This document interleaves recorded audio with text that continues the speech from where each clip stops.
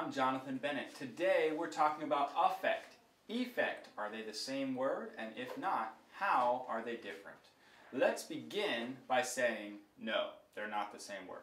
Affect and effect are two different words that, when native speakers say them very quickly, almost sound the same, and they can be very confusing, but they are very different words. Let's start by talking about how to say them.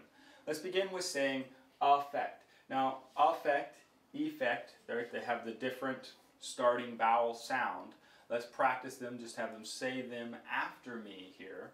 We have affect, affect, and the other way we have effect, effect. Now let's read the two example sentences I have written on the board, and then let's talk about the ways that these two words are different and how we use them. The weather affects the way we dress. Go ahead and repeat that one after me again. Listen to me as I say it one more time and then repeat it for me. The weather affects the way we dress. Now let's take a look at our second sentence. The weather had a surprising effect. Say that one more time. The weather had a surprising effect. Now, these two words are connected to each other. They have a similar meaning, but they are very different. Affect is a verb. So when we use the word affect, what we mean is this thing changed this thing. The weather affects the way we dress. The weather changes the way that we dress. If it's hot outside, we wear shorts and we wear t-shirts. If it's cold outside, we wear coats and long pants. This is the effect. This is the effect. This is affect from the weather. Okay? So we say the weather affects the way we dress.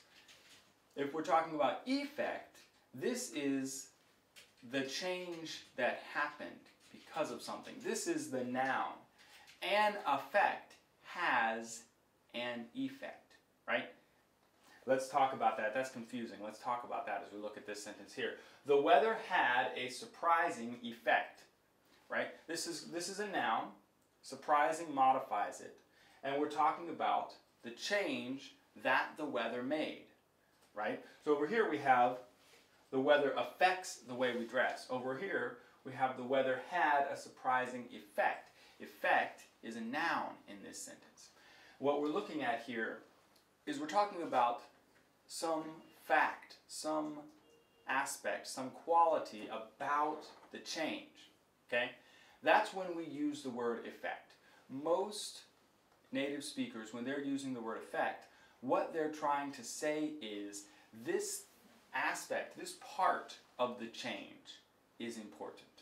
When we use the word affect, we're talking about the fact that there is a change. When we use the word effect, we're talking about some part of the change, the surprising effect, the interesting effect, the big effect, right? We're talking about some part of it.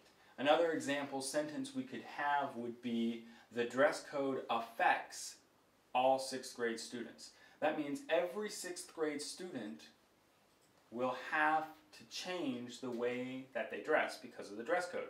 The dress code affects all 6th grade students.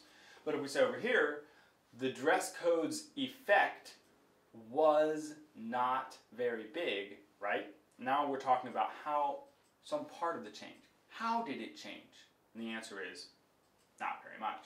Maybe the dress code was just they weren't allowed to wear hats like me. The difference between these two words is very important to understand. It's the difference between a verb and a noun, and there's an easy way to find the difference. What you do, and this sounds a little silly, but it works every time. If you can replace the word here, if you don't know if it should be affect or effect, if you can replace this word with another verb, like, I don't know, eat, and you still have a verb in your sentence, then you should put affect. If you replace it with the word eat, and it doesn't make any sense at all, then you need to write effect.